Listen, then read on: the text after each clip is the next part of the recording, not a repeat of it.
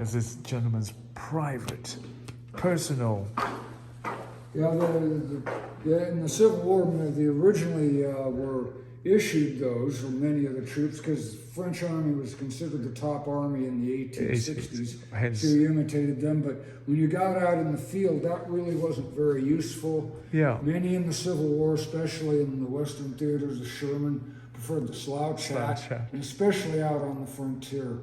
I've done a lot of time in the lava beds, wide open, wow, and whatever. And we were actually doing helping Oregon Public Broadcasting do or video a documentary of the Modoc War, and I was out there in uniform, and they wanted me to wear that because I was this kind of rank. Right. And boy, I tell you, I'm descended from fair-skinned Englishmen, and I could tell. I was what read all over is what the Alpha Connors called the English officers in the World War rednecks. Welcome to the family. So they're a broad-brimmed felt hat. Kind of relaxing way of wearing it. Yeah, and like I say, it protects you. That's better, and there's a far more practical hat when you're on the march and moving. Yeah.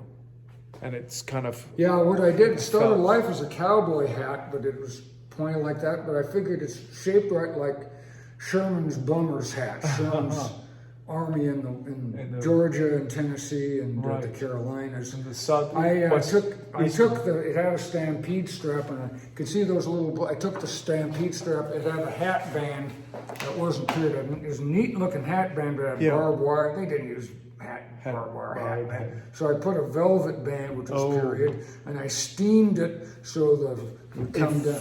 Yeah, like they would have had. It just would have come down over your ears. So it was a makeshift hat.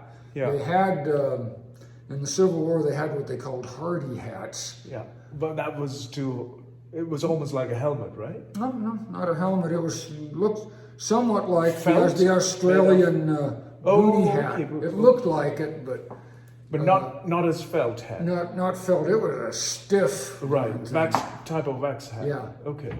Very stiff. You could make it into shape. Yeah, you can shape it. Whatever. Right. Okay. Wonderful. Once again, hats off. Thank you. Thank you very much. I'm very attached to my hats. I can imagine. A young lady sewed that on for me. For you? Yeah, that's the 5th Corps, 1st Division, 5th Corps. 1st Brigade, 20th Maine Regiment originally, and that's the French hunting horn that was the symbol of infantry up until 1873 when they went to cross the rifles. Right. Okay. Thank you. But these were more practical. This is a private hat of this wonderful gentleman who's been explaining and taking me through generations of history and life just on this land. I spent a little time in Bozeman, Montana, and Coeur d'Alene, Idaho, too. Since I came here in the area in '87, so. Folks, if you're passing by, going to Crater Lake on the 62, is that right? This is Highway 62, Crater Lake Highway. And please do. Please do. Of course. I almost fixed the bayonet I've got here.